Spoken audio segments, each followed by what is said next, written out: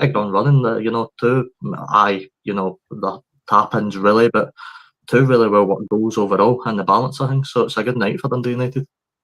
Yeah, no, we always speak about Celtic and Rangers in the Champions League, but it's brilliant to see other teams doing well in the Europe as well, albeit it's a conference league, Alex, but it's still European football.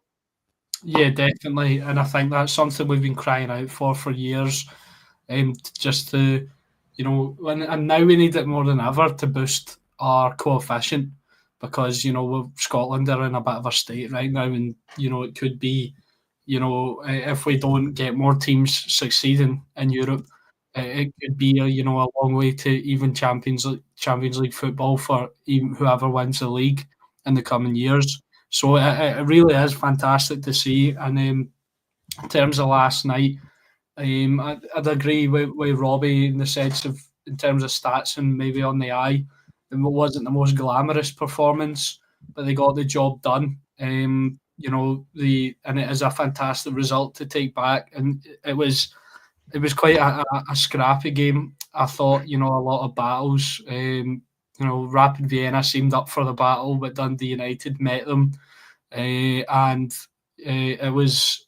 I know, obviously, you thought Rapid Vienna had won it, but the boy was offside in the build-up, and it's a really great result, along with the other team as well, which I'm sure we'll get on to in a minute. But it's really good to see, and hopefully these two teams can progress along with Rangers. Then we'll have 5 teams in the playoff round, and hope well maybe this is really wishful thinking, but fingers crossed we have 5 Scottish teams in the league phase this season. Well, that's never happened before. So, Robbie, don't worry, I'm not going to do a Stephen Thompson and Scatson, Vienna, because that was quite embarrassing last night when I saw it. I bet you his editor was a bit under the desk as well when he sang that Vienna song as well. Look at this way, we'll not get into the Eurovision, or maybe he will, but the UK will get any points. So it's a breath of fresh air for a team going away in Europe, but also, Robbie, to a difficult game as well, because it looked like some atmosphere last night. It did. For both home and away, by the way. I thought Dundee United fans created some noise as well. Obviously, the clip went viral, the Dundee United fan falling down the stairs after they scored the first goal, which was quite funny. But no, credit to them. I mean, Jim Goodwin spoke before the game actually, and did say, his team relishes playing in these big grounds and against these big teams, and I feel like that almost maybe suits Dundee United a bit more. Obviously, again, stats don't matter at the end of the day. They went there, they picked up the draw, going back to Tannadice, and they've gave themselves a real good chance maker, I guess, in the next round. I think it will, again, be another good atmosphere at Tannadice. I don't know the away ticket situation, but I'm going to assume Rapid Vienna have sold it to our attendance. Yeah, no, definitely. And I was just talking to Robbie before we came on there, and obviously Robbie saw the highlights of the game, but going by the game, Rapid Vienna had I can tell you that now they had 21 shots to Dundee United 7, and what I was saying to Robbie was stats can only tell you one thing, but it's that the top right hand side where it tells you the score after the 90 minutes, and I don't think Dundee United fans would care if they had 7 shots to goal last night. Honest, it was they had a decent game. Take it back to Tannadice next week.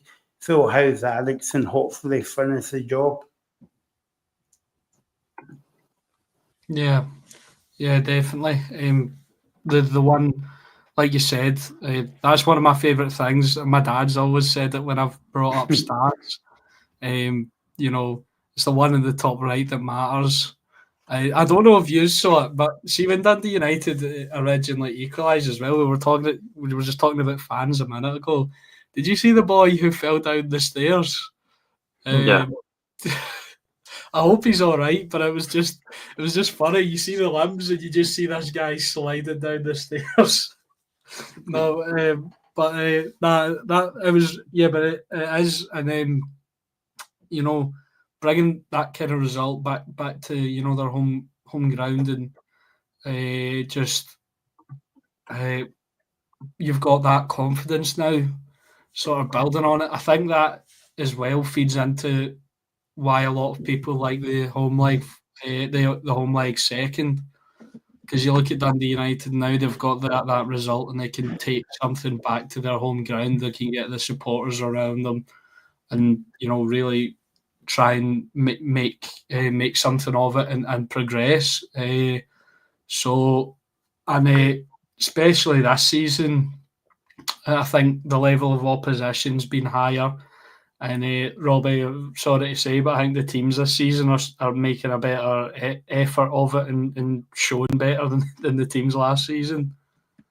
No, 100%. I'd agree with you. From a personal standpoint, I thought we'd done really all we could in Europe. I thought we come up against a really tough team, but again, that's not trying to make excuses. At the end of the day, we didn't qualify for the league phase, so obviously it does get put down as a disappointment at the end. But Dundee United have given themselves a good chance, and I agree with you, Alex. This is why I like the away leg first. If this was a home game and Dundee United drawn 2 each, I don't personally think you'd be fancy them going away to Vienna to try and go and get a result, to be honest. No, definitely not. It completely switches your psychology, doesn't it? If they draw at home, it's like, going away to Austria, but they get a result away from home going back to Scotland, and they're like, this is great, we can do this. It really, sort of spurs them on, and spurs on us watching as Scottish guys wishing that we'll get more teams in Europe. And now, Robbie, they need to turn their attention to another difficult away game on Sunday for the away to Hearts before they take upon the second leg. But Hearts has came off a brilliant result against Aberdeen on Monday night, so it should be a cracking game on Sunday. Aye, well, Mike, I do believe it's at Tannadice, not Tynecastle. So Tannadice, yeah. So. But it will still be a tough game regardless. We know the start that Hearts have had to the season. Obviously, I think if we're being completely fair, I don't think Aberdeen posed too much of a threat, to be honest with you. I don't think they looked at their best, but that's historically what happens when Hearts and Aberdeen come face to face. Whoever's the home advantage really does have home advantage in the game. So it'll be, I imagine, a bit of a different game.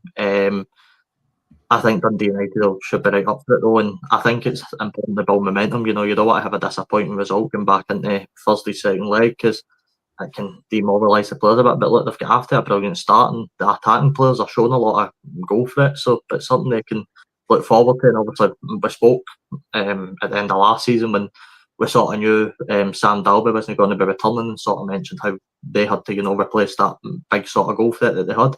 I think they've done it quite well. And of course, Alex, don't drive to Tynecastle. Well, obviously not tonight, because nobody will be there. But on Sunday, because no one will be there apart from the Edinburgh Festival. So yeah, if you're going to the game, go to Tannadice.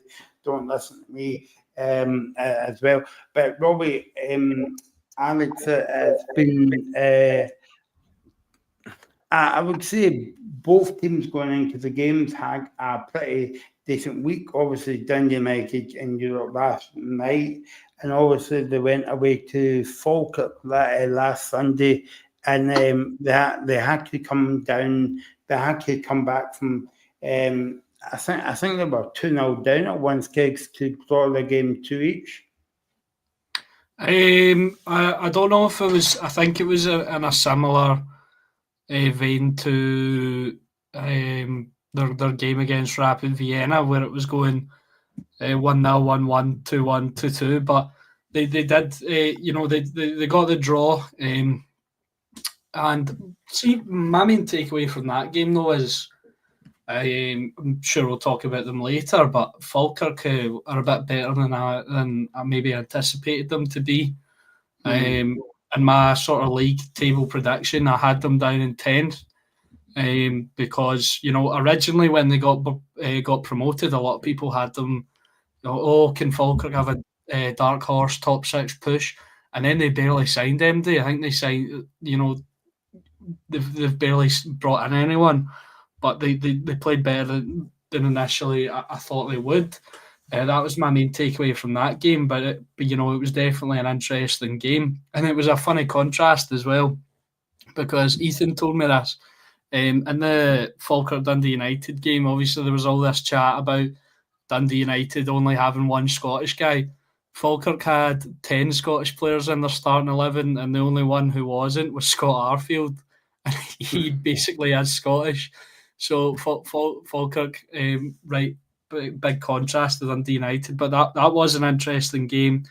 Going into this game on Sunday, I'm not super optimistic about them because Hearts looked really good on Monday. They did, and although keep going back to stats, but the stats won't tell you the whole story of the game, because on the face of it, Aberdeen had more possession, more shots, more expected goals, all that.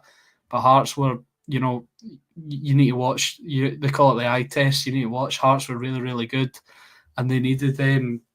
And Aberdeen didn't have an answer for them.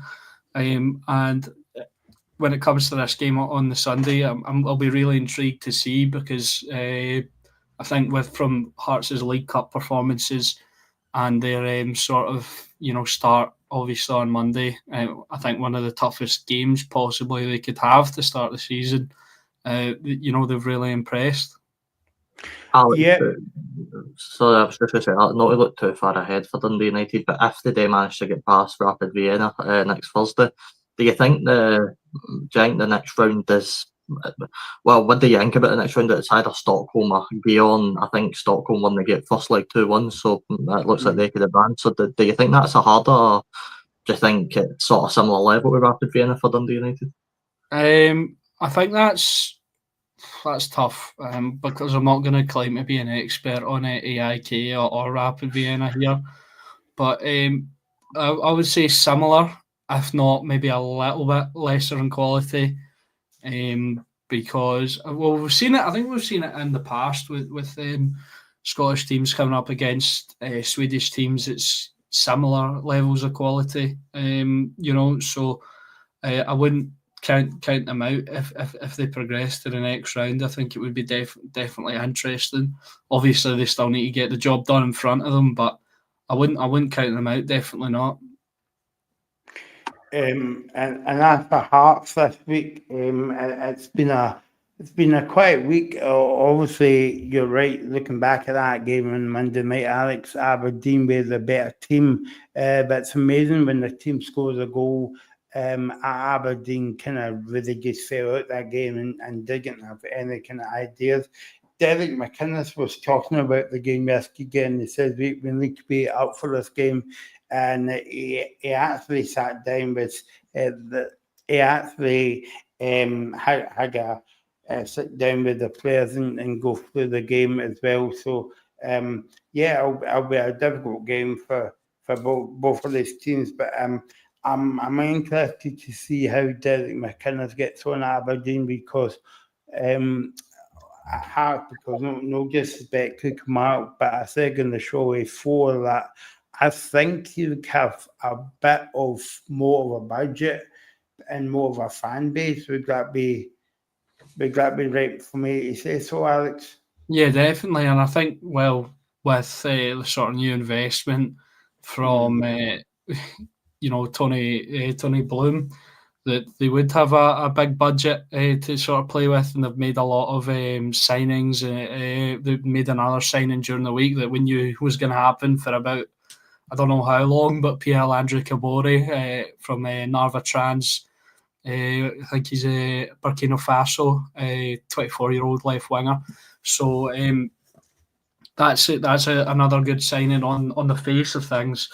But and also as well though, Derek McInnes, he better make good on all this backing, because Tony Bloom's got pretty high expectations.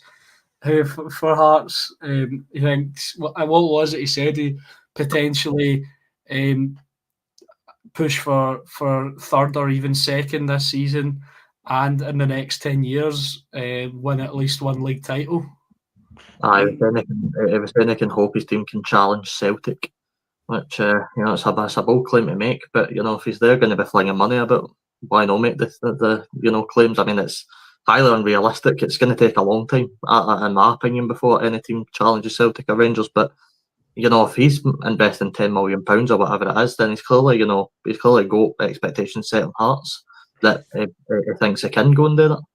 Let's just see if he can stay waking for a whole game, Alex, and go falling asleep. As well, that was one of the highlights of the week for me as well. And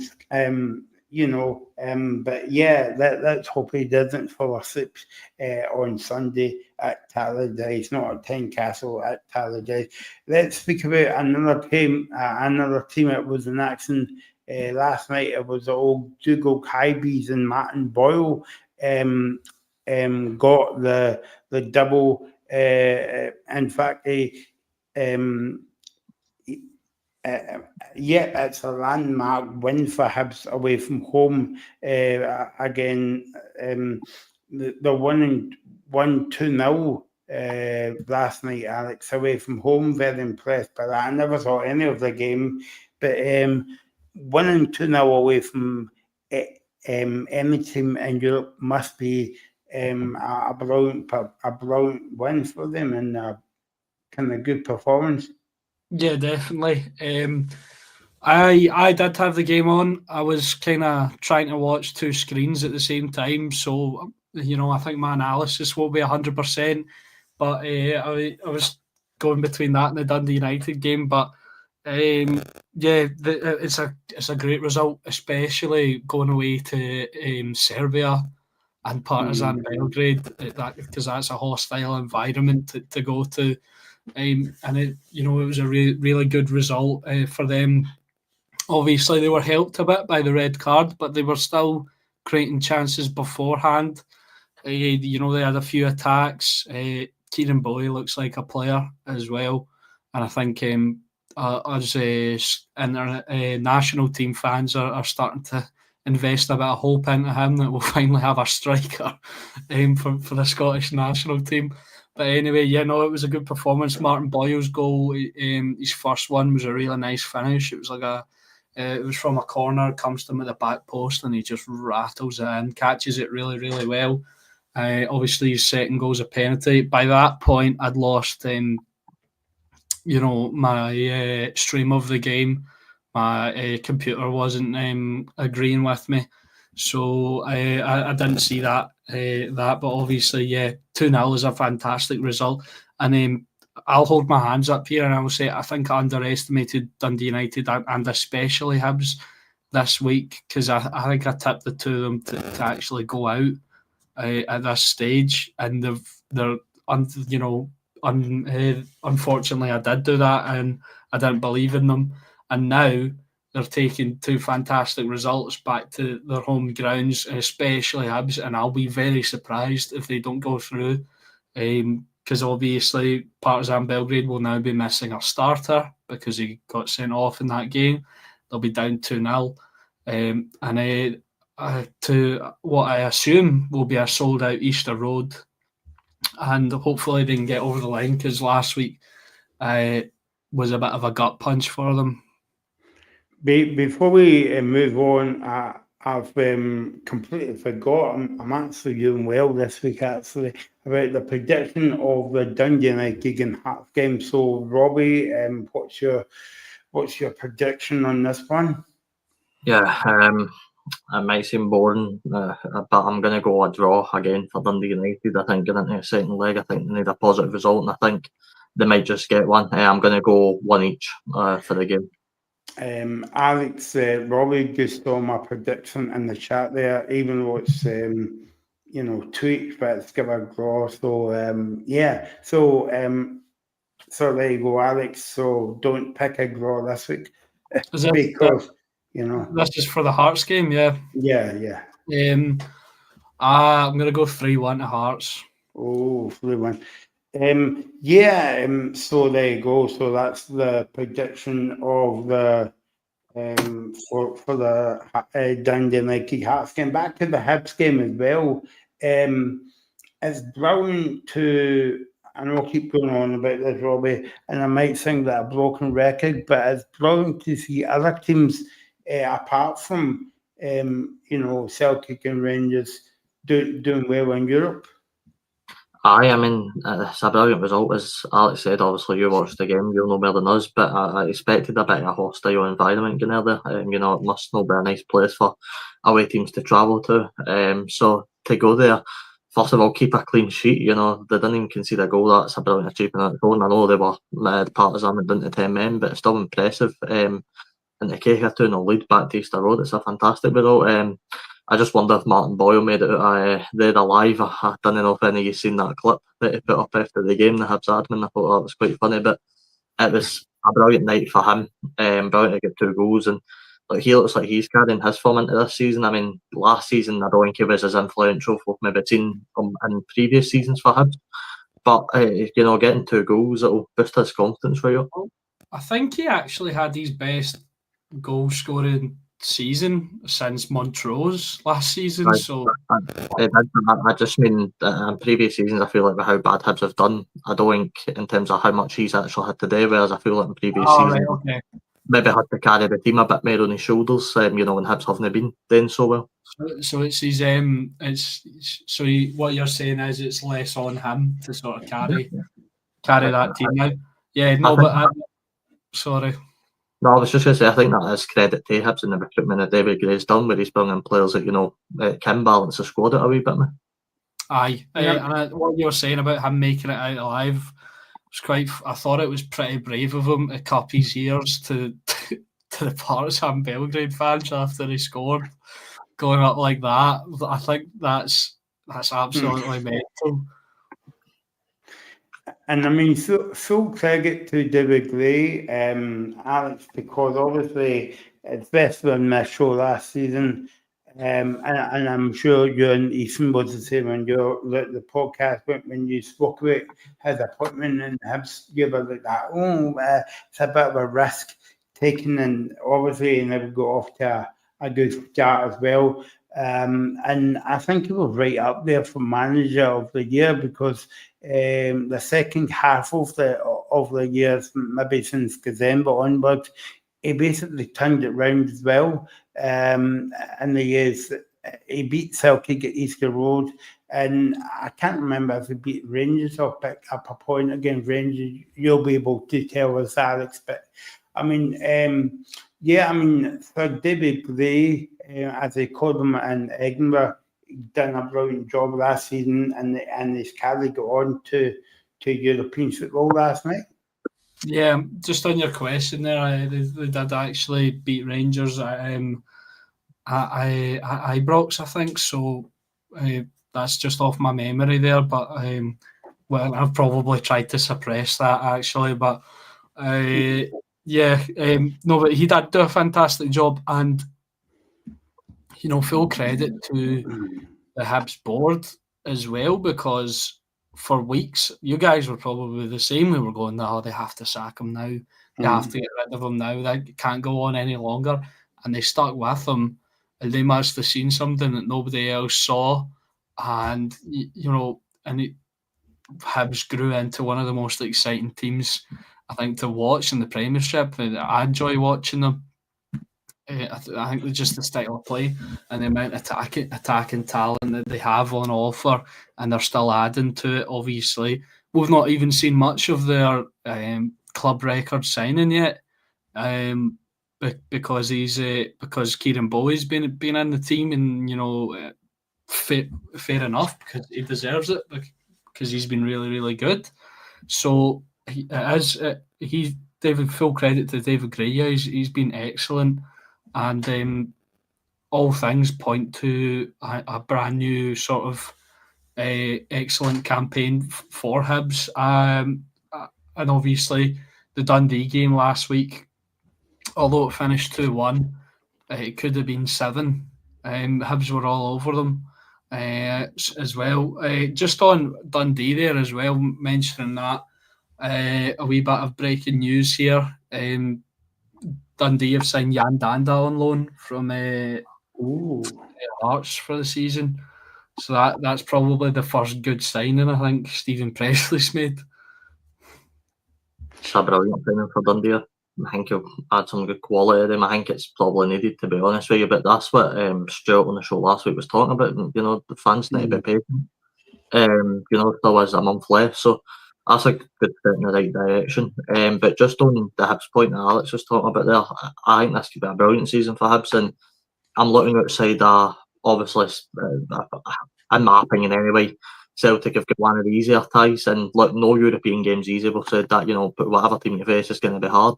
But outside of that, I think Hibs have probably got the best chance of qualifying. I think Liga also will be tough, but I think it's a tie that Hibs should be looking to go through, in my opinion. Robbie, Hibs is at home on Sunday against Kilmarnock, and obviously it's unfair for me to say what do you think of Kilmarnock after one game, but I mean they actually took a point out of the Livingston game, and I don't know about you, but I think Stuart Kettlewell at home in front of his own fans. And I think the play could get a lot of chances in the game. I'm trying to remember back to that game, but I think they would be a bit disappointed and then Sunday going to a very difficult venue at Easter Road. I think it'd be extremely disappointed to be 2-0 up and not come away with the 3 points on the opening day against the team that have just came up. It's probably a bit of a disappointing result for him. You know, that's taking nothing away from Livingston. They showed incredible fight to get back in the game, but you should be able to see that at that point. I know obviously the red card doesn't really help the situation, but you should be looking to hold out, and it's another tough game at the weekend. You know, I expect Hibs will be fit and firing as always. They've just signed that new midfielder. They've got a pretty decent squad size, so they might be able to rotate a bit and keep the fitness up and the freshness of the squad up. So it's going to be a tougher game for Kettlewell, and it's why I maybe think that's why getting the 3 points on the opening day was so crucial, because you're coming up now against a Hibs team that are going to be all cylinders firing after that good result in Europe. Just on that as well, on the Livingston game, I think Kilmarnock were a bit lucky to sort of be 2-0 up at half time, because from what I've seen from Sports Scene and, you know, reading about the game, looking at stats, and then talking to a few mates who watched it, Livingston were the better team overall, even when it was 11v11 on the pitch.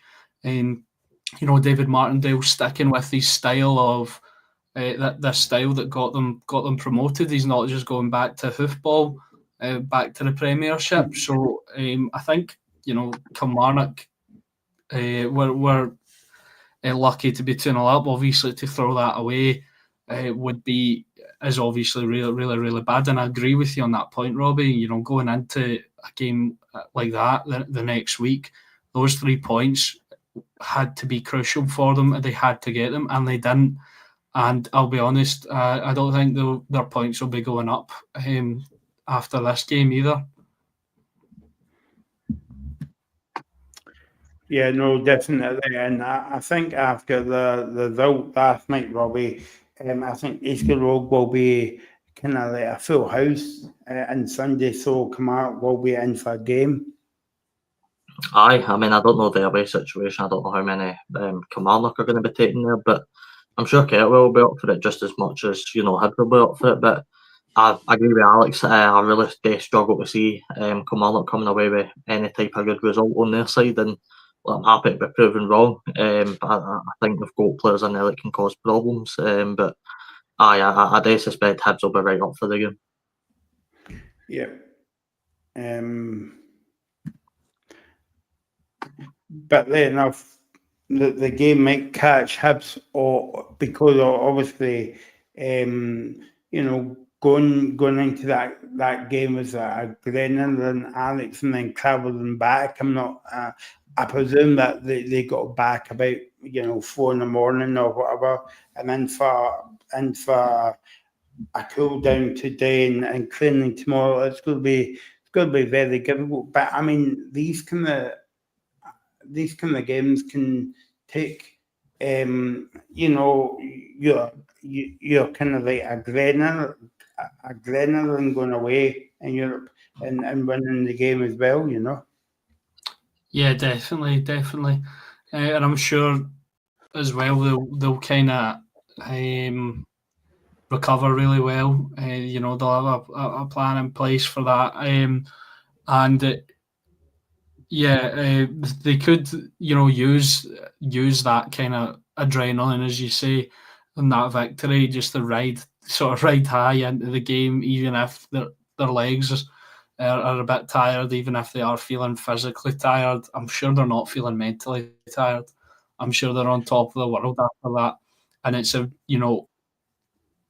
they keep going, it could really build some momentum for them. I think right now they've already got momentum, and unfortunately for Kilmarnock, they're going to be standing in the way of a freight train, I think, personally, and I think they'll get run over the top of fairly easily. Okay, guys, time for your predictions and get off that fence. Robbie, that's time. Aye, I'll no better draw this time. I'm going to go 4-1 to Hibs. Alex? I'm going to go 4-0 to Hibs. 2-1, I say, to the High Bees on Sunday. So, sorry, Kilmarnock fans, but there you go. Let's move on to the... but before we get Alex's take on Rangers European game on Tuesday night, I know we spoke about it at the top of the show, but let's go up to Aberdeen on Sunday, and it's kind of like Aberdeen against Celtic 12:30 kickoff on Sunday. And Robbie, would this be a revenge game for Celtic after the cup final against Aberdeen last season? Well, they'll need to be better than they were against us at the weekend. And look, Aberdeen will need to be better as well. I mean, Celtic got the 3 points, but in terms of performance on both ends, it was a really disappointing weekend for both sides. It's interesting, there was a really good comment for Paul Donaldson on the show on Sunday. And it was mentioned about, I think it was Monday night, actually mentioned about Aberdeen switching to the 5-back. And I think if you're going to be playing against these teams, and I think Paul said it as well, you're going to need to switch to the 5-back and be a bit more solid at the back. You're going to need to create problems for Celtic. And look, Celtic need to be better as well. I'm really interested, Michael, in the team sheet ahead of the game, because we obviously know Ida was getting a fair bit of criticism after the game, and so I'm left here wondering who he's maybe going to start up front at the weekend. But look, both teams will need to be better. It's so hard to judge a game like this after both teams have probably not put in the performance that you want. It is, well, for what I suspect, it's going to be a really close game. And obviously, the big talking point this week, Michael, thought have been off the pitch for Celtic and Brendan Rodgers and more media comments that have come out that obviously yesterday after this press conference, which I found to be really interesting. Yeah, no, obviously, this will be, I think these kind of games at the moment, Alex, has been overshadowed as well, because obviously this is Brendan Rodgers' second press conference of the season, and there's only been about one question about the opposition, i.e. last week at St Mirren and this week Aberdeen, and all the other questions from the media has always been about the transfer window. I mean, how do you think that the situation is? Take your Rangers hat off for a minute if you can. I'm sure you're rubbing it from the other side of the city. But, I mean, Celtic must have about, I don't want to put a figure on it, but they must have millions of pounds in the bank and not getting spent. Do you think Brendan Rodgers is getting frustrated about the fans? Yeah, I think it's the same old story with Celtic, isn't it? The board are just doing, what they can to sort of stay on top in domestic football, and then they're like, when they get there, they're like, well, we'll just sort of stay there. We don't really want to go any further. And it's the same.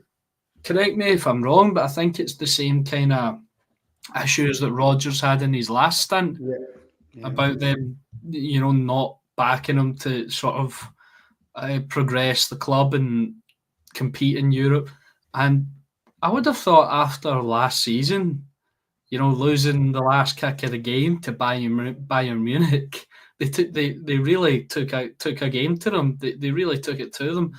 And I would have thought after last season that they would have went, okay, we can actually do something in Europe here.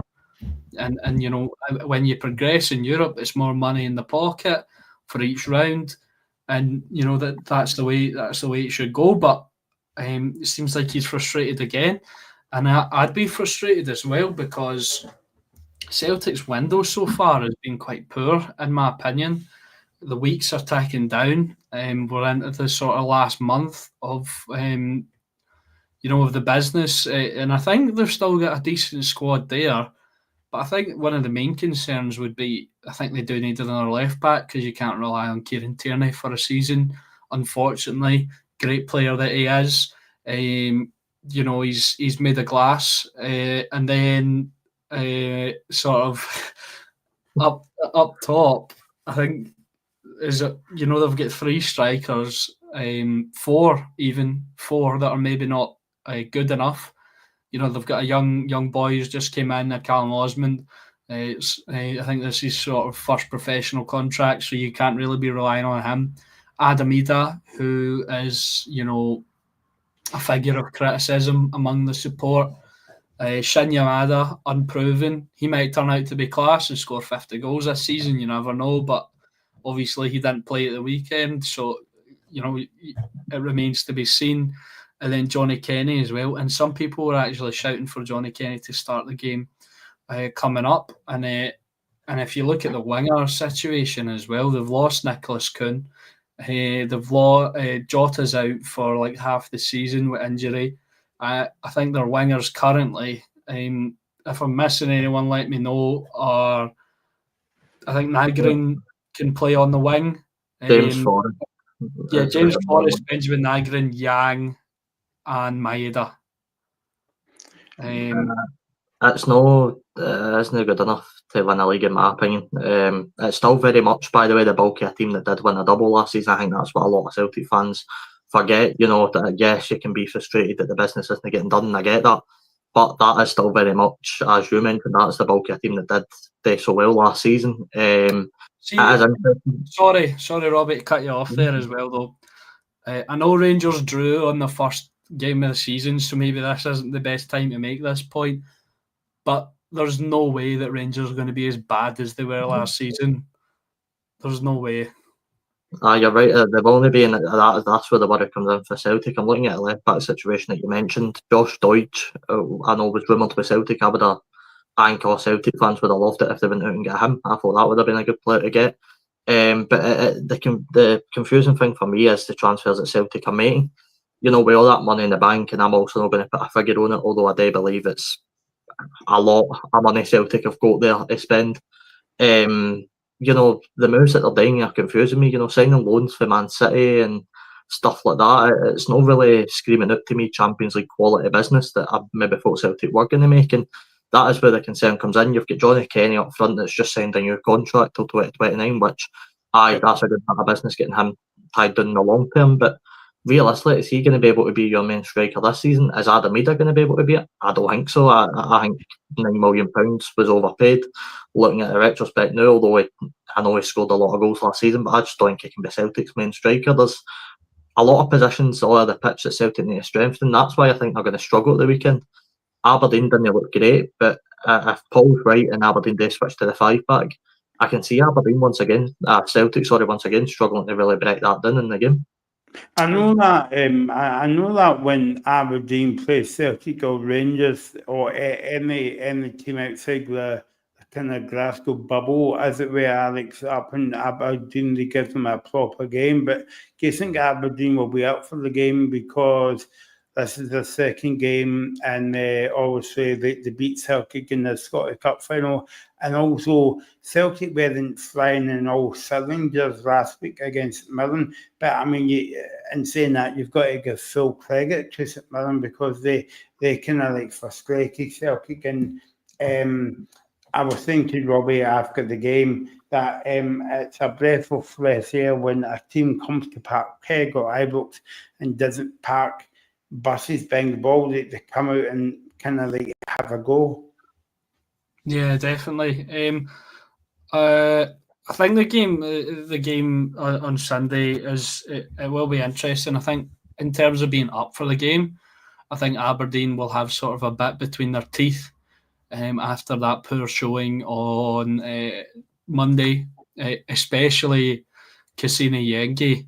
I mean, if he gets another chance like he did, he can't pass that up. Because that was so poor from him.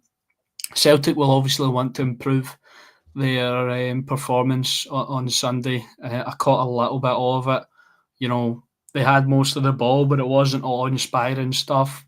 And if who was it? Was it if Ocean Smith could score for 10 yards out, then maybe it would have been a different story. Instead, I think he scuffed it into a defender.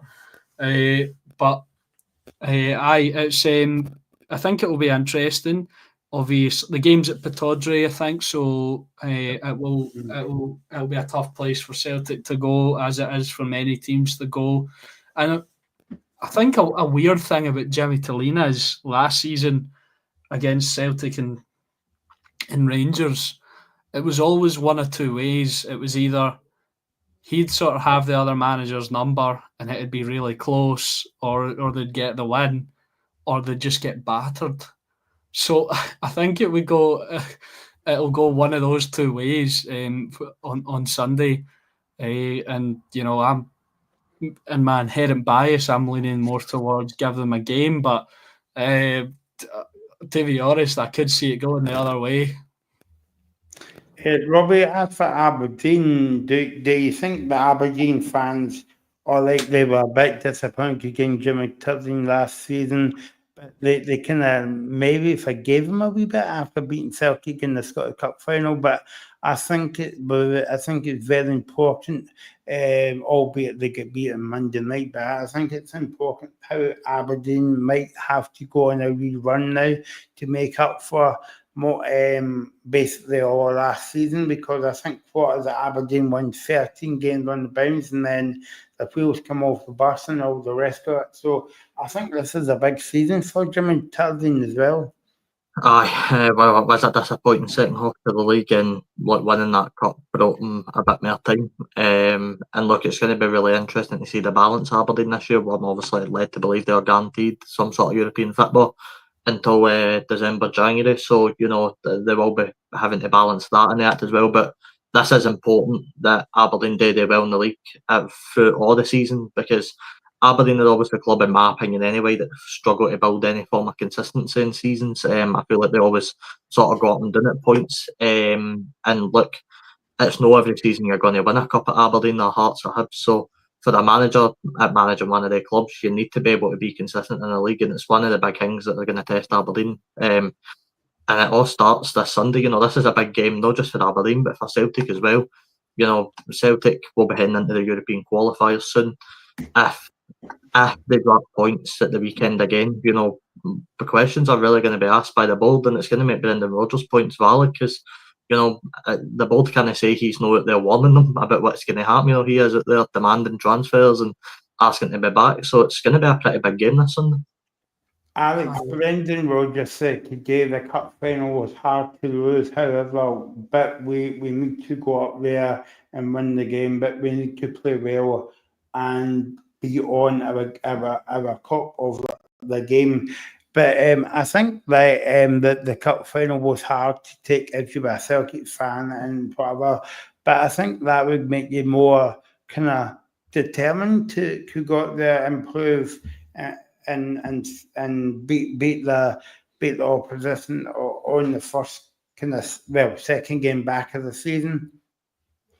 Yeah, definitely. I think sort of trying to, redeem yourself in a kind of way can get you a long way. And maybe even if the quality is not there, like, I remember playing football, and there was this team we could never beat, and then there was that moment where you all come together and you do beat them, because you just want to get that back on them. And Celtic, I think Celtic will, because like we've already mentioned, majority of the squad were part of that squad that won the double but couldn't get the treble. So I have a feeling that there will be a sense of redemption for a lot of these players. Obviously, they won't go in with that thinking about it, but I'm sure it's playing on a few of their minds. They'll go up and play their normal game, but it will be in the back of their minds, sort of, taunting them, I guess. And and they'll be hoping that they can get the monkey off their back, so to speak. Score predictions, guys, Alex, for this game, Aberdeen Celtic. Right. Logically, I've got to go with 2-0 to Celtic. But if I'm going illogically, I'm going 1-0 to Aberdeen. Okay, so Alex basically sitting on the fence, Robbie there. Okay, Robbie. I don't mean to disappoint you, but I'm sitting on the fence as well. As a neutral, I'm going for one each. I'm going another draw. And I think Celtic. I think this has been, not to dive too much on the man's about it, I think this has been Celtic, you will see signings come in the door. It wouldn't surprise me if they drop points on Sunday and they had signings made by Tuesday or Wednesday. I'm going to go for another 2-1. 2-1 to Celtic on Sunday. So there you go. Moving on to tomorrow night's game, and I believe Alex might be at this game, I think. As Rangers against Dundee, as Alex told you earlier on, Jan Danga has signed for Dundee. Was that until... is that for the rest of the season, Alex? Sorry, never. Yeah, it's a loan for the duration of the season. That's quite a good move. We'll come back and speak to Dundee in a minute. Alex, I just wanted to ask you a quick question about going back to Tuesday night's game, and basically the old saying in Scottish football, there's a mole in the camp. And the mole was the Rangers came getting in like 8 hours or something before the game. But in the daily record today, as you can see, Barry Ferguson's got his old job back. He said that former interim Rangers manager Barry Ferguson had wronged Russell Martin about a Rangers mole leaking the team starting lineup. First of all, how do you feel about that comment from Barry Ferguson, even though he's been away from the dugout for about 10 minutes and he's coming out making statements like that? I don't know. I mean, Barry Ferguson's always kind of in the media. Before he got the job last year, he was always on the radio and that, so I'm not too bothered about that kind of thing. Maybe it's something that he experienced while he was there. I don't know. That would be concerning if that was the case and it's still going on. But as of right now, I think they just need to try and deal with this situation quickly and quietly. Get the guy, get whoever it was, and make sure it doesn't happen again. I think in terms of leaking a team, I don't think that's too bad. But it's if other stuff starts to get leaked, like tactics or transfer strategy or like the inner workings of the club, that's when it would be really concerning. Or somebody's just made a stupid mistake and accidentally told their mate, and they've spread it about. It could be any one of those things, but I think if it is an actual mole who is leaking information purposefully, They need to identify who it is and get it sorted as quick as possible, because you can't have that looming over you for a season. I don't think, I don't know if you saw the press conference today by Russell Martin, Alex, but I don't think he was that bothered about it. Well, bothered might be the wrong word, but he said that you're always going to get rumours now because all the moves, basically because of social media as well. But what he was saying was that because the team was leaked maybe the 8 hours before the game, then it won't give the other team, things to change in the system before the game. So Russell Martin didn't seem too much fussed about that. Yeah. I'd agree with that point in terms of, looking at a team on the day of the match isn't too bad in terms of kind of hindering your chances of winning. Clearly it didn't.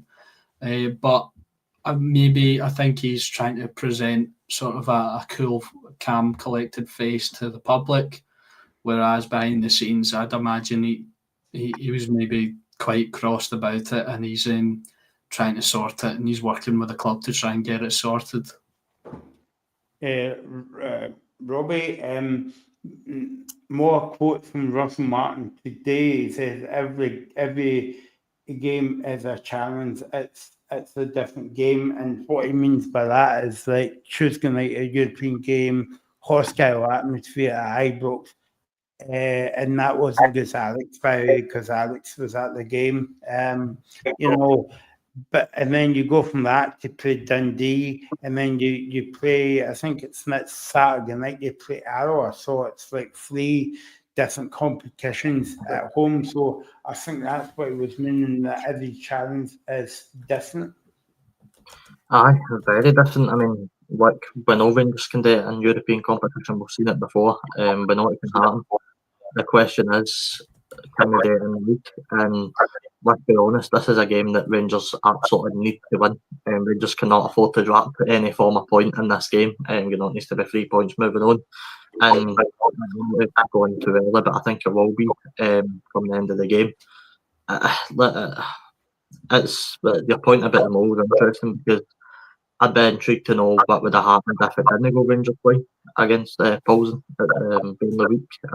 I'd be interested to hear Martin's thoughts on that then. But I just think, you need to go and get the win in this game. But these are the type of games that maybe Rangers struggled to win last season. You look at St Mirren, you look at Motherwell, Ibrox. I think we mentioned Hibs as well.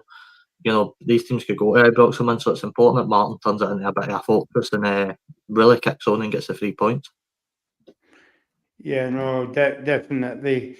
And also, the other quote from the press conference was, every challenge is different, but we're looking forward to our first league game at home.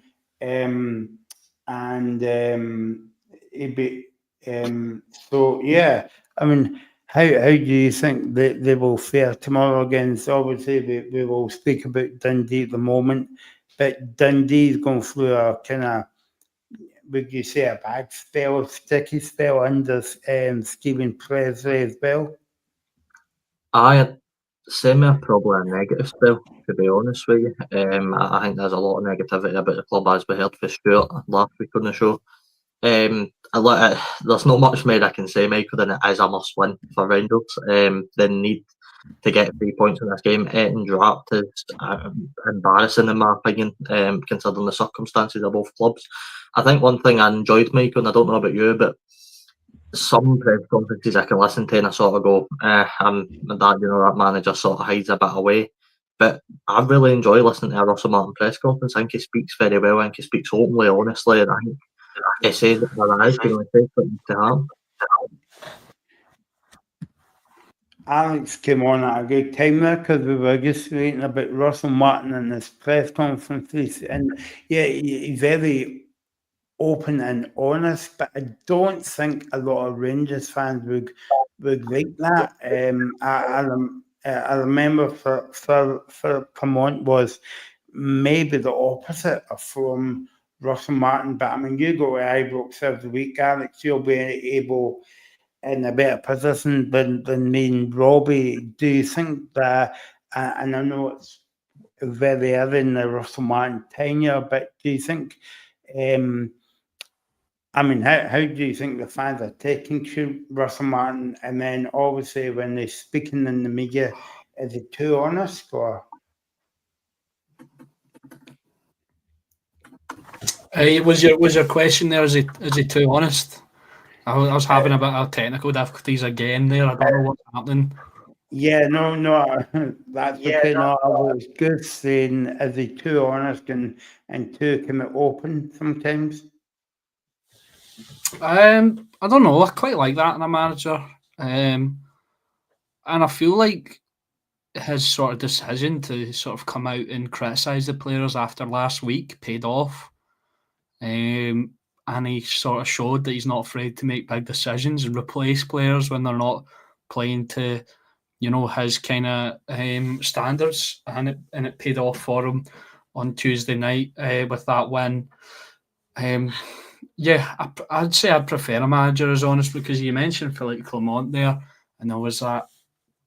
That was after Rangers get beat by Queen's Park, and he was going, but we had 28 shots. Nobody cares.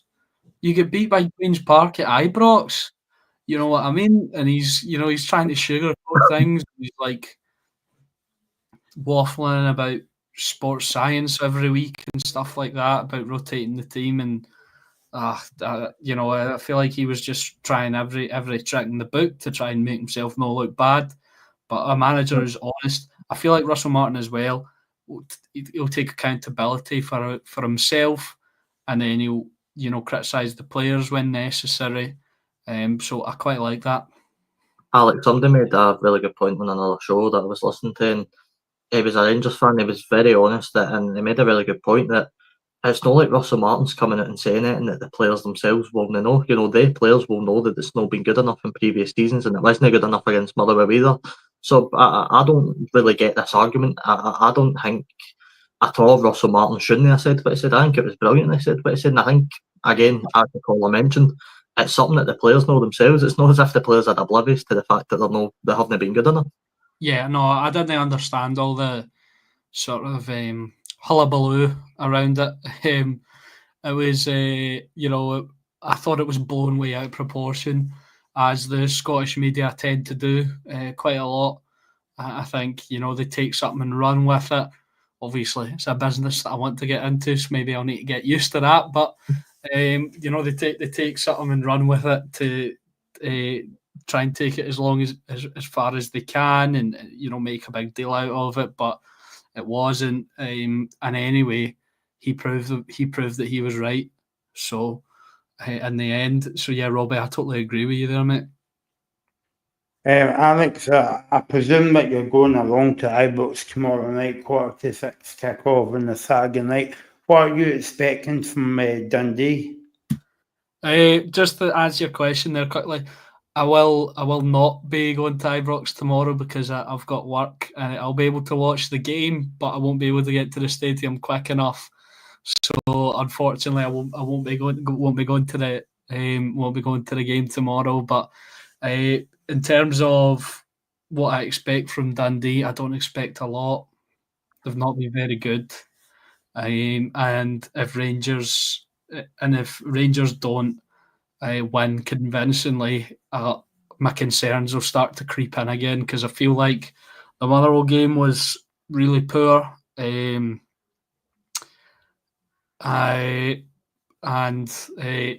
Motherwell game was really poor, and but the reaction was really good on Tuesday. But they need to build on that, and they need to beat what is. I think it's obviously very early, and I don't like to, really come out and scare a team.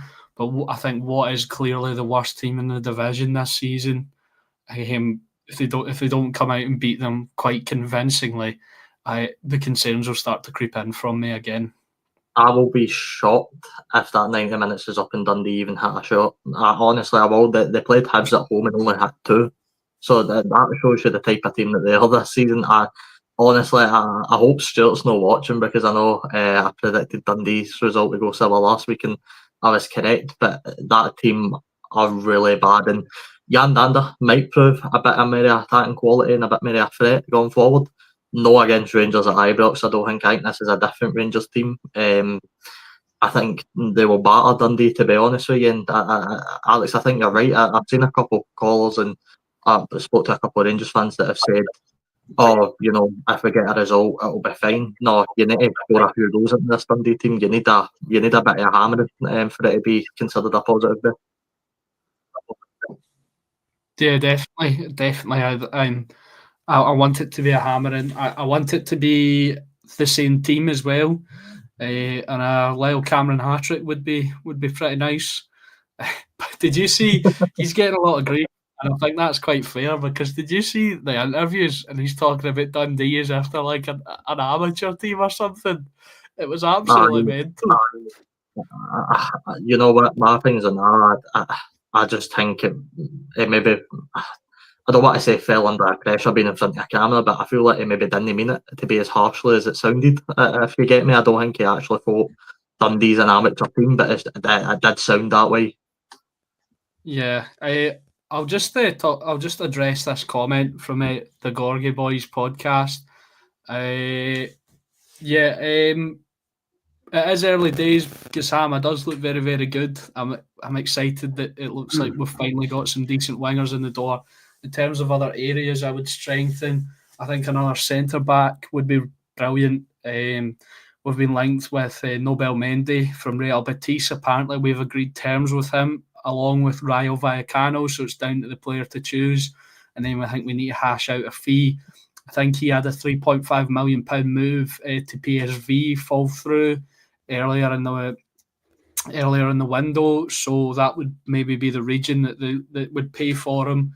But yeah, definitely another centre back and another left back, because it looks like Ridvan Yilmaz is on his road out the door. Obviously, he's not being included in the European squad. We've not really seen him at all. So yeah, another left back. If I can just ask you in the defender department, what is the deal with Emmanuel Fernandez? Because I know Rangers spent a decent chunk of money, and for what I'm led to believe, we've still not seen him play a minute yet. I don't know. I think, I must have been watching a different game and everyone on Tuesday, because everyone's ranting and raving about how good Nasser Jiga was. I thought he was a wee bit nervous again. I think he did have good moments, but people are trying to compare him to Leon Balgin and Carlos Cuellar. I think it's a wee bit early for that. He's in terms of Emmanuel Fernandez, I don't know. I think we will see him at some point. But I'll be honest, Robbie, I don't know, mate. But another defender would be really good, and another left back I think would be good. Depending on who goes out, we might need another striker. I think we're okay for wingers right now. Although news that I read today, I think Russell Martin maybe mentioned that Mikey Moore, they won't be able to register him until like a week until he turns 18 or something, which is a wee bit of a debacle. Not too concerning, but yeah, I'd say main ones for me would be a centre back and a left back. Robbie, looking at Stephen Presley's press conference as well, quotes come out of that was, "We watched them, and so it will be a difficult challenge, but we'll be right up for the game." Do you make any case for Dundee? The short answer's no. I can't see Dundee being anything in this game. I just don't like the look of them. If you're only hitting 2 shots at home against Hibs, and it wasn't even just the stats, by the way. If you actually watched that game, Dundee were playing at home and sitting in against Hibs like they were the away team going to Easter Road. They just showed barely any signs of attacking threat. And I know they've got Jan Danda in now and they could make a difference, but as I said earlier, I just can't see it being at Ibrox, unfortunately for Presley and his team. Yeah, well, we spoke about it and you broke the news, because Alex, about 20 minutes ago, Jan Danda signed for Dundee. I think that will give them a different option at the top of the park. Yeah, definitely. And I think it's a good move for the player as well as a good move for the side, because Jan Dander's time at Hearts hasn't gone as well as maybe we all thought it would. Because coming out of Ross County, he was sort of a real creative outlet. He was the main man there. Comes into Hearts and he's not really performed. So maybe going back to a team sort of in the lower half of the division, you can take on that mantle again and find the form that put him on Hearts' radar in the first place. So, score predictions, guys, in this game, Alex? I'm going to go with, you know what, I said I wanted a hammering, so I'm going to go with 6-0 to Rangers. At half time. Robert? No, I'm gonna go 7-0 to Rangers. Oh my God. I think it'll be a bad. And then, but I made a prediction on Brian Ryan's podcast that I said the highest win I believe is 9-0 to Celtic away at Dundee United in terms of a win in the league. I think at some point, if Presley's still in charge, I think somebody will beat that against Dundee this season. I mean, if Rangers can beat it tomorrow, I'll take that. So I think I will go 3-0 Rangers tomorrow against Dundee. By the way, that is a 5:45 kickoff, and it's on Famous Sports, that game as well. So there you go. That's the game tomorrow night. Let's speak about the games tomorrow afternoon, guys. We'll always definitely speak about this game, and I suppose when you're looking at St Mirren, Motherwell, St Mirren, you would call it the old Friends Reunited. I don't know if you remember that website, guy, friendsreunited.com. It was called back in the day, where you went on and met your school pals like from years ago, and you was like, oh no, look at the state of her hair and all that. But tomorrow, that seems a bit like that. It's St Mirren Park, Robbie. St Mirren against Motherwell. I mean, I'm not going to call them my friends, but I feel like we are two teams that are pretty evenly matched. That's a game I'm excited for. I'm actually really excited to be back at the football. This is my first league game as well. I didn't get to go to Celtic Park. I'm buzzing for this, and I think I'm buzzing not really because of their signings, but because of Motherwell and the way they set up against Rangers. I thought they played really well. Probably, no disrespect, I thought they probably should have won the game based on the way the second half went anyway.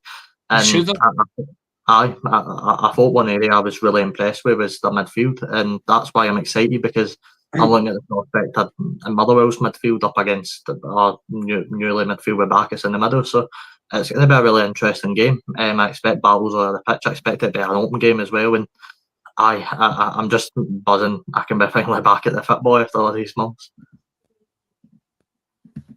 Yeah, it's shaping up to be a good game tomorrow, and I think it will be a full house tomorrow.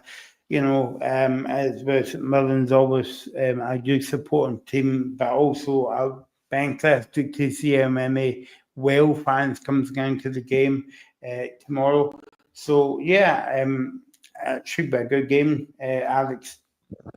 Yeah, definitely. I don't think Robbie's going to like my prediction when it comes to this, but we'll get there in due time. But I think it will be a good game.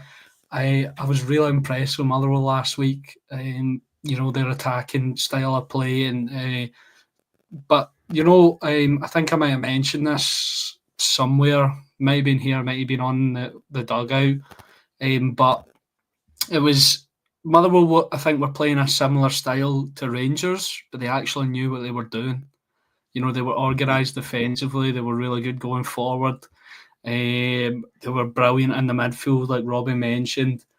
And I think they're a team that have come in and surprised me a little bit, because I think I had them quite low in my league table.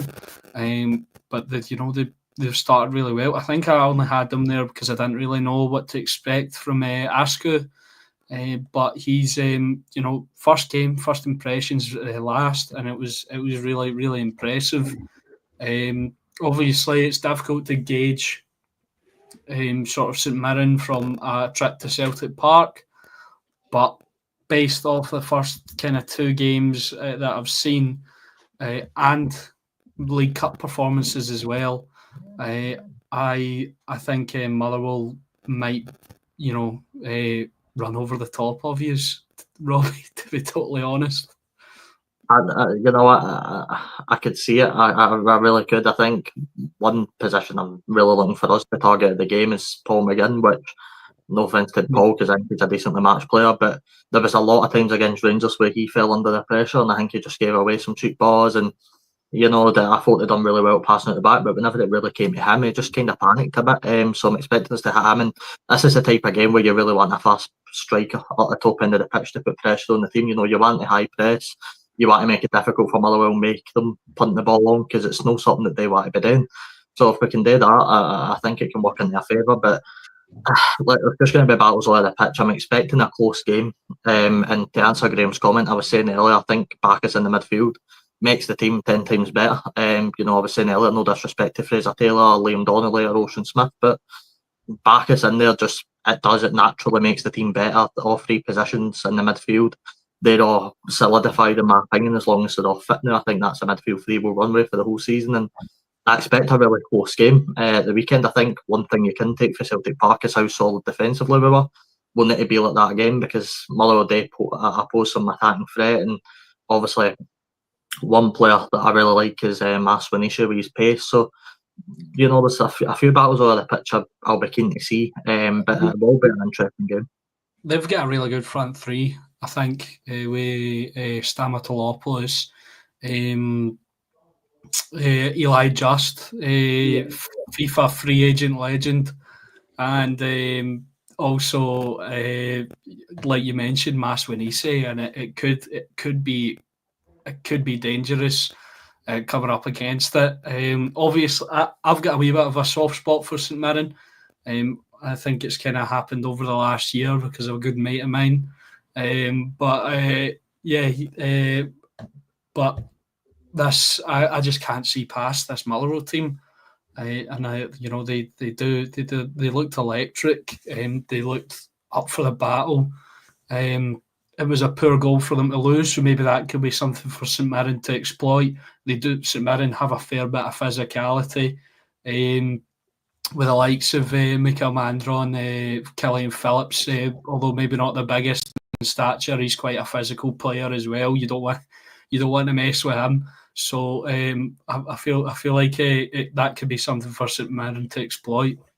Sorry, Mike, I was just saying, there's players that we get to see in the St Mirren side. Gianmarco Calvin scored in the under-19s during the week. I know we've got Miguel Freckleton at the back that's yet to play. He's a really big physical lad. We're obviously seeing Malik Dyche, he never even got a touch at Celtic Park, so we're still yet to see more of him. And obviously we lost a couple of players, as well as the addition as Bacchus as James Scott and Jakaviti went to Ross County.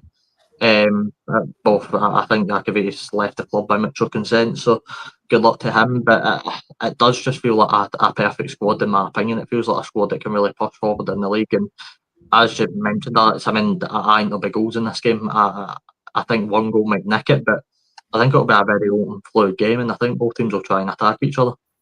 There you go, Robbie. I'm not going to ask Alex for his prediction on this one, because I think I know what he's going to say. But just come back to last week's game, and that was the first time I've seen Motherwell this season, Alex. And I like the boy Josk up front, and also I thought Motherwell was very physical in the game as well. But I think it will be a different game tomorrow, not only because it's away from home, but going to that tight park at St Mirren's Park. Yeah, definitely. And it could that could play. I'm not sure about the measurements, but I think just on the eye, St Mirren's pitch is fairly tight compared to other stadiums in the SPFL. So that could be an advantage for them to oh gosh, lost my train of thought there. Yeah, but that could be an advantage for them, definitely, to take into the game and make it tough You mentioned Motherwell were good and physical, but I feel like St Mirren are more physical. I just feel like a Stephen Robinson team is always going to be more physical than you. So you need to, that'll be something for Motherwell to contend with, and that'll definitely be something I think St Mirren can use to their advantage. Okay, score predictions. This is going to be one of these kind of ones where you build up, and Alex says Motherwell will run over the top of St Mirren, and it'll be funny if Alex could say 1-0 to Motherwell. But there you go. I'll come to the home team first, and Robbie. I'm going to go 3-2 to St Mirren. I think we nick it. I think one goal will win the game. I don't think they'll be comfortable, and I think it will be us. Big build up now, Alex. 3-0 to Motherwell. Oh, right. Okay, that's right. Team. That's right. Team. I thought we were going to go for 7-0. Just kind of Robbie and a Friday night. So yeah, I'm looking forward to seeing this one. I think this is the game of the day tomorrow. Moving on to Michael, can we get your score prediction? Oh yeah, sorry. Yeah. I'll try to be nice to you, Robbie. Here, I will go another 2 each. I'll go a Desmond on this one, 2 each. You were getting on it, Robbie, for sitting on the fence, and you've done that I know, but I'm allowed to do that because I just am. But yeah, I'll go off the fence one day, and maybe not this week. But I will get off it before tomorrow. Before it gets raining as well. Let's go to I would say the kind of, I was going to say that both of these teams put on a good show last week, actually. Both of them new boys to the division, Falkirk and Livingston and Falkirk tomorrow. I'm looking forward to watching a Livingston game. It's not been played on that carpet because I believe that they've got a new surface, Robbie. They do, and it's a very nice looking surface. If anybody's seen it, it actually does look like a proper nice pitch to play on. So I think it'll be a good game tomorrow. And I know, Alex, you were talking about earlier about Falkirk and the way they played, and I think they stunned a few people, and they did. They stunned me in particular. I didn't expect them to play so fluid and so well at parts.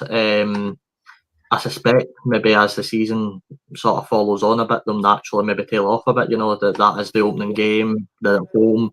They want to start off well, all that sort of stuff. And I think they will play well at points. And I think tomorrow will be another good game. But I could naturally just see Falkirk maybe dit them off a bit. But in terms of tomorrow, I expect it to be a very open game, as you mentioned earlier, Alex. Livingston, I thought, showed up quite well away at Kilmarnock. I thought they played the ball but nicely at points. Obviously, they found themselves probably undeservedly, as you mentioned, 2-0 down at half time, managed to fight their way back. So I think both teams got a pretty decent opening weekend result, and they'll be looking to clash heads. Obviously, this is a game we've seen a couple of times last season, and it was always decent. So I think tomorrow again will be another decent game. I think this might be one of if not the most evenly matched game of the weekend. Obviously they came together a few times last season. I've not got the results off the top of my head, but I feel like maybe they were fairly mixed. And obviously Falkirk nearly, were in the playoff position at the final day of the season. So, it's a real kind of grudge match, I'd say. Coming here, Livingston nearly got over the line as champions, but they didn't quite get it in the end. So it is a tough one to call, I think, especially with the way Livingston have sort of signed, but the way Falkirk haven't signed, but turned out to perform really well against Dundee United last week.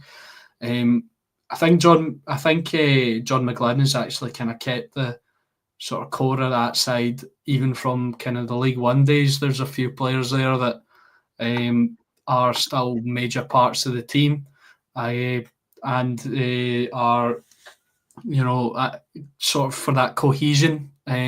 Whereas Livingston on the complete opposite end of the spectrum, I think I've made 10 plus signings. So, it's a really kind of interesting kind of way to look at it. And I think it will be a pretty evenly matched game. And I think it will be an exciting game because, as I mentioned, sorry, what are you saying? No, I was just going to ask you. I think that's where my concern is with Falkirk. I look at the lack of signings, and by the end of the season, they could be comfortable on a table and survived. But I'm looking at some of the players that are potentially still in there for League One, and I go, are they able to do well in a 38-game season? Obviously, we'll see how it goes, but that is always a big risk, keeping players around for 2 leagues below. It's a big step up to the Premiership for the Championship. Yeah, no, definitely. That was one of my main concerns for them as well. I think I had them in 10th, so staying up staying out of that playoff. But I think that is one of my main concerns for Falkirk this season. Maybe there's still something to come in the window. We'll need to wait and see. But as of right now, that is definitely an issue. But I think in terms of this game sort of specifically, it'll be really good because as I mentioned earlier, David Martindale sticking with his sort of expansive style of play, and Falkirk playing Irish football as well. So I think we might see an end-to-end game that could, come down to a goal after a fair few. David Martindale was talking about this game, and believe it or not, Robbie, he says, I enjoyed the Championship because there was no VAR, and then he goes on to talk about the game. He says that it will be a tough game, but we're looking forward to it, playing at home as well. Do you think that from a new team like Falkirk coming up, they will? Well, a lot of teams are still getting used to VAR because believe you me, it's going down like a house on fire at the moment in Scottish football. But because Falkirk's not been kind of like involved in a game apart from last week with VAR, it's going to take them a few games to get up to speed. How kind of like everything kind of works in terms of VAR. Aye, well, I'm excited to see John McGlynn's reaction the first time a really controversial decision doesn't go his way, because he'll learn a bit it very, very quickly. And that is a good point, Michael, that it felt like quite refreshing on Monday and Sunday after the games that we were coming on the show and we weren't just spending the whole time talking about a big VAR decision. We could talk about the football, and trust me, these days in Scottish football, you don't get that a lot in the Premiership. So it was nice to be able to do that. Hopefully it keeps that up. But you're right, I think teams with VAR, and I think fans, Sorry, Robbie, can I just jump in? Yeah. You didn't spend too long on the Kilmarnock red card, no? Because I thought that was a bit unfair. It was a weird one. I didn't think it was as controversial as maybe ones we've seen last season. I mean, I think they're both sort of tugging away at each other a slight bit. But I think Stanger gets pulled back first initially. He just gets hauled out the road, and then he has to bring the player down. I think it was a foul on him. Aye, it could have been. I mean, it was a bit of both tugging, and I'll be interested to see what Colum says about it on the next Farvis Russo, which I'm sure is due out soon, by the way. I think it'll be at some point soon, so we'll see what he has to say about that. But also the one at Celtic Park as well was barely spoke about on the show, but it was just refreshing to come on and talk more about football than with our VAR decisions anyway. It made a nice change, and I hope they keep it up. But as I was saying there, I think, teams, I wouldn't necessarily need to say adapt, but they'll learn very quickly about VAR when, they're up celebrating a goal when it gets chopped off and you're gutted all of a sudden. And look, Martindale knows what that's all about. He's had it for a bit in here. I enjoyed the Championship, but, you need to come back up and do well now. And I'm interested, they were speaking about enjoying being back in the Premiership. One thing that's going to play massively into Livingston's favour this season, if they can get it, is a good crowd. Now, I'm not sure what the season ticket sales have been like at Livingston. I'm not sure what the attendance is going to be at the weekend, but they're going in it to try and up the attendance a wee bit. It's something that they found maybe let them down a bit last season. I felt like anytime St Mirren went to play at Livingston anyway, and I'm speaking from personal experience, there wasn't much of a home atmosphere, to be honest with you, and that's no disrespect to Livingston, but it wasn't. And obviously, Alex, you'll know where Rangers gone there and Celtic gone there. Celtic and Rangers take 3-4 times the Livingston fans, so that it's never really something that Livingston have had to play into the horns. But the more I suspect there will be a decent atmosphere too. Fairly matched teams. I think Falkirk will probably take a good away team and away atmosphere. Sorry, and I think as Alex said, I think it'll be a pretty open game.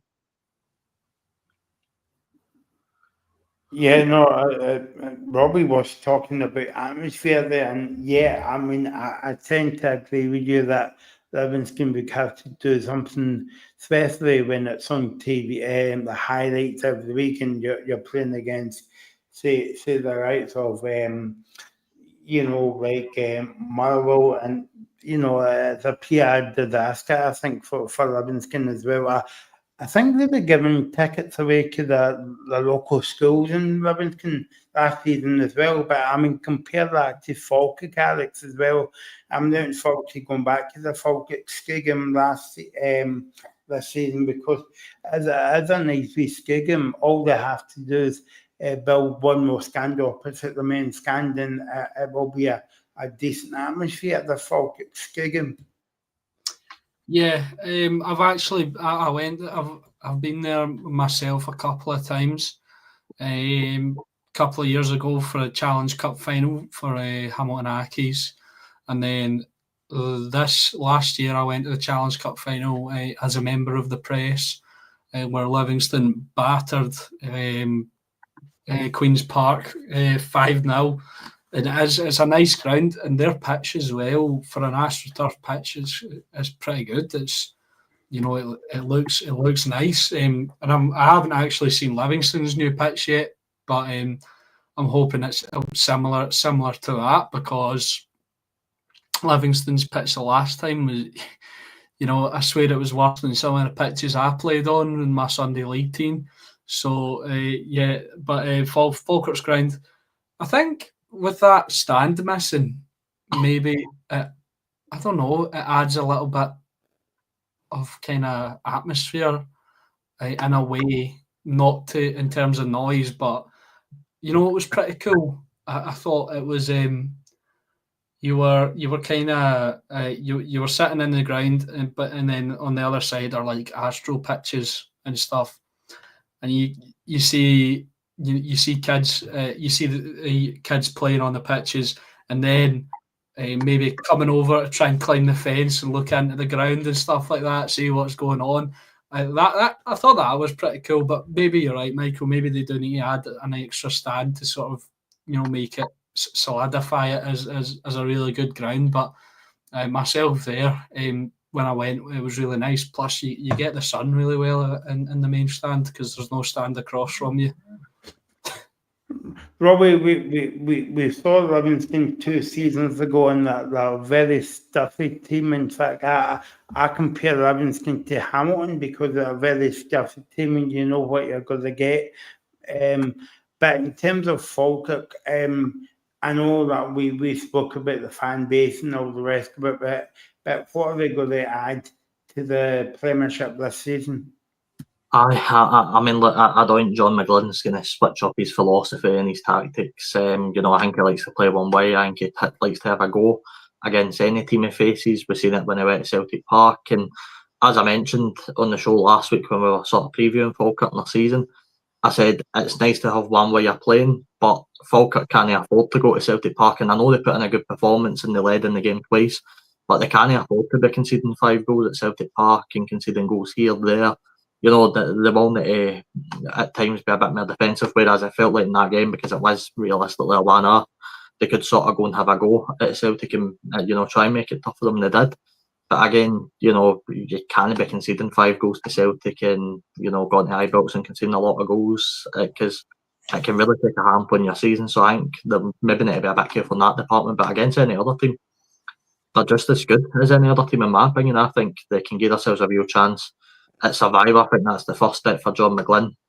A lot of people are backing them to get top 6. I don't see it personally. I think they'll stay up, in my opinion. I think, Alex, I'm the same as you. I think I put them 10th, my prediction as well.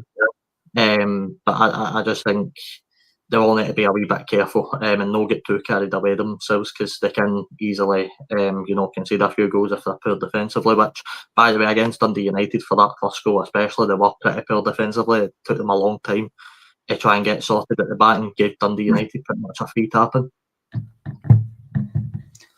Aye. Those kind of goals to concede are quite poor. And I thought the Dolchek goal as well was a wee bit of poor kind of defending, letting them kind of sort of waltz through like that. And I thought maybe I'm being overly critical here, but I thought Scott Bain should have saved that, because you can't see a shot at your near post like that, especially when it's from the left side and the player uses his left foot. Shouldn't be sneaking in. You know what I mean? Because it's kind of the way you shoot it. It's naturally going to go across towards kind of the goalkeeper. So he should have been saving that as well. But that could be, defensive fragility could be an issue this season. And I think this game on tomorrow, Saturday, is a must win if they want. They need to win games against Livingston, Dundee, and maybe even Kilmarnock. I think you could throw in, because the rest of the division's pretty freaking competitive. A lot of really good teams this season, actually. So, score prediction, guys, Alex, for this one? I'm going to hop on that fence, Michael, and I'm going to go with one each. Yep, okay. Yeah, I'll come off the fence, Alex, because you come on the fence now. Robbie? I'm not going to sit on the fence. I'm going to go Livingston, take it 2-1. And I think I will go for one of the highest goal scoring games of the weekend. I will go 3-2 and a wee win to Falkirk tomorrow. So there you go. That is the Premiership done and dusted for the weekend. Let's jump into the Championship. Of course, Robbie's got the team news for Ross County and St Johnstone in a minute. Let's look at the other games tomorrow then. Ayr against Ray Rovers, confirming against Airdrie, Packet Thistle against Morton, Queen's Park versus Arbroath. So what's your pick of the games this weekend, guys? Yeah, can I just mention something before we pick our games, Alex? I don't know if you've seen this last week with the Partick Thistle St Johnstone game. Something that I don't think any manager should do is wear their own club shirt, playing shirt. And I watched Mark Wilson's press conference where he was wearing the Partick Thistle away shirt, and I just thought that's something you don't often see managers do. They usually are either in a tracksuit and bottoms or a shirt and tie or something like that, but none of that show playing shirt. I just found that to be quite funny, to be honest. I didn't see that. I'll need to have a look at that. But I think that's kind of mad that he was actually wearing a playing shirt.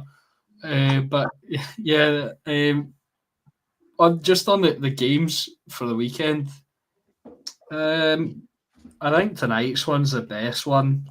I think Ayr United and Raith could be a good one. We could see. I think Raith Rovers, for me, are a little bit of an underdog this season, a little bit of a dark horse. They've maybe not had the best last sort of year or so, but not too long ago they were up there challenging. So a lot of hype's been put on this Scott Brown Ayr United side.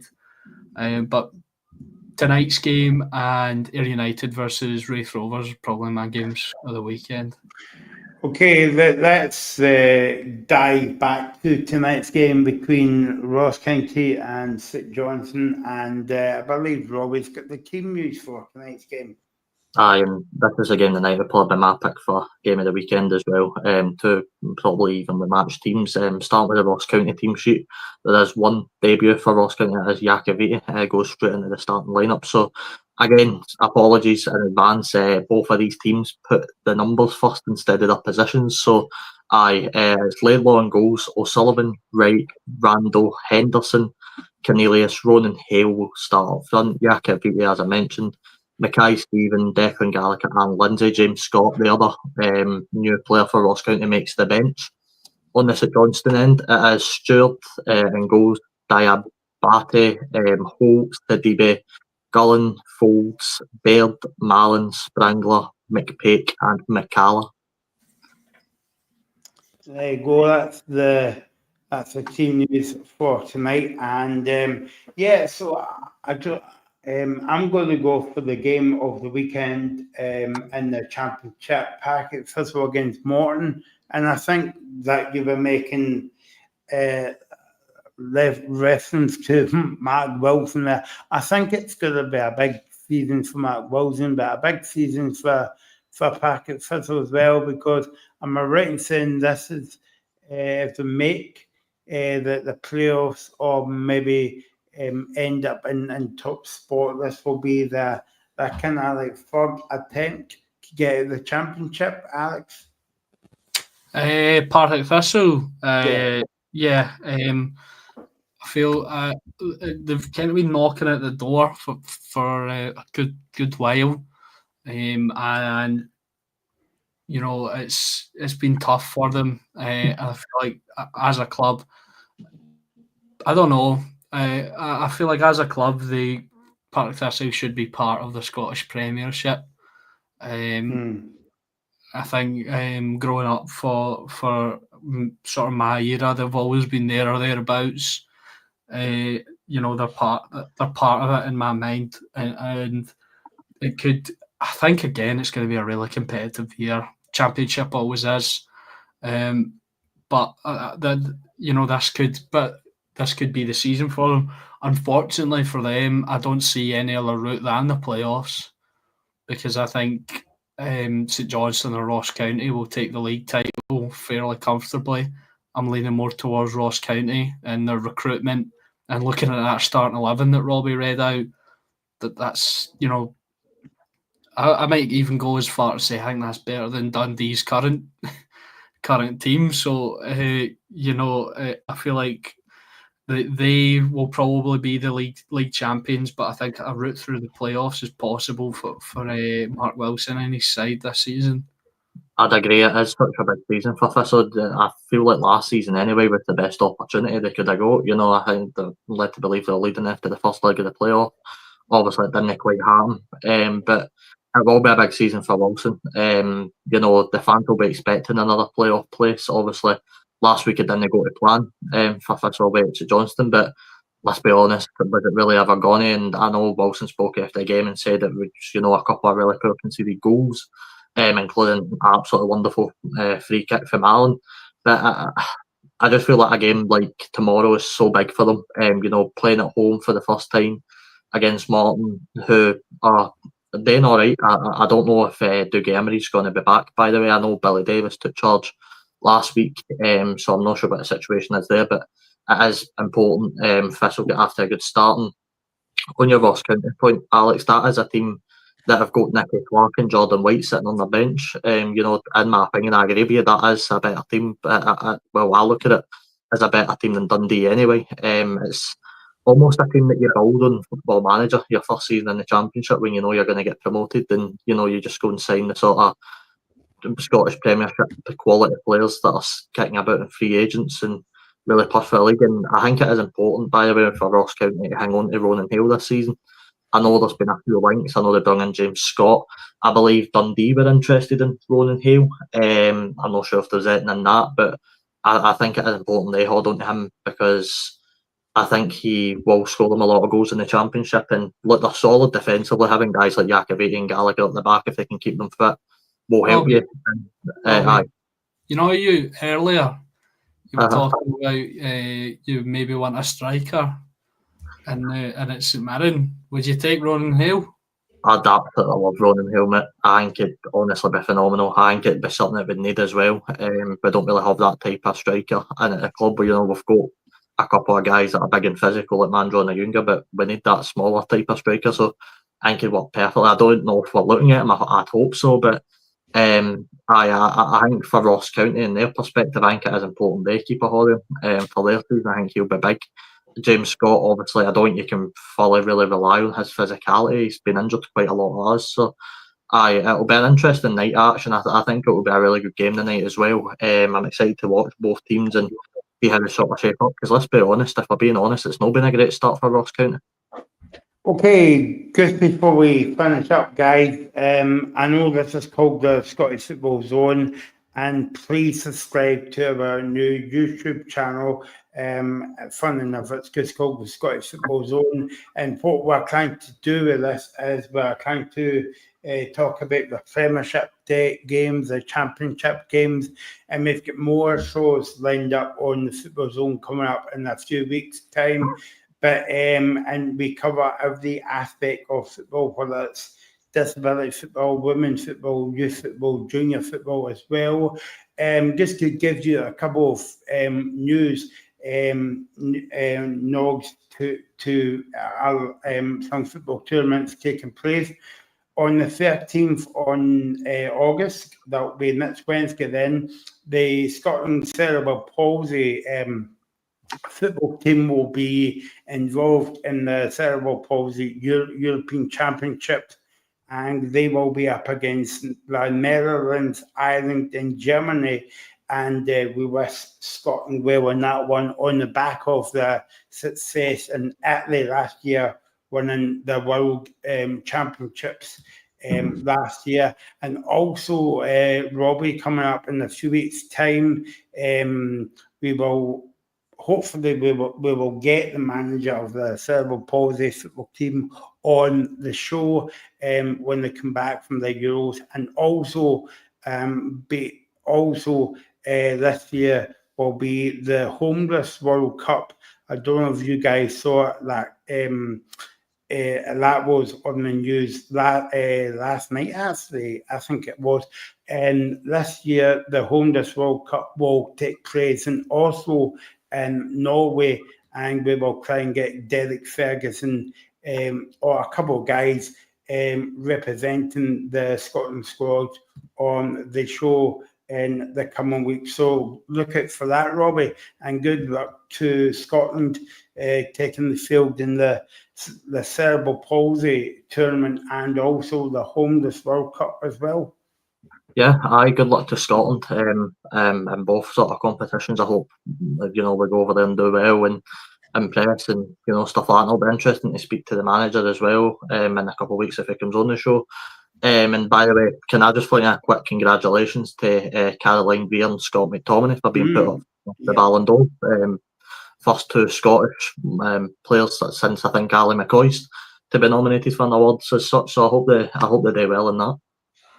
Yeah, no, definitely. It's brilliant to see Scott McTominay, Caroline Weir getting nominated for the Ballon d'Or. And if they don't win it, Alex, it's okay, because it's still a brilliant achievement. And as I keep saying, it puts Scottish football on the map, even, Yeah, definitely. It's and I love that. If we get anything, sort of we latch on to it as a nation, and we're like, oh yes, you know what I mean. It could be the smallest thing, but yeah, no, big congratulations to those two. And it would have been, I reckon, it would have been daylight robbery if they weren't in the nominations, based off the seasons that they had. I read a report a few weeks ago that McTominay wasn't going to be included in the top 30, and I was raging. So when I saw the news that he was included, I was very happy to see, because how can you not have the best player in one of the top 5 leagues in the world not in the top 30 for the Ballon d'Or? So there you go. So it's been a busy show as always. Don't forget a couple of shows to look out for. We'll be back on Sunday at 3 o'clock, looking back at the Celtic Aberdeen game and the rest of the games that weekend as well. Tuesday we'll be on for the Rangers game, and then Thursday we'll be back, hopefully, with Dundee United and Hibs in the net trend of the Conference League. My big thanks to Alex and Robbie for joining us on a Friday night, and thanks for all your comments, and we'll do it all again on Sunday live here on the Football Zone at 3 o'clock. You're watching the Scottish Football Zone with all the build-up and reactions.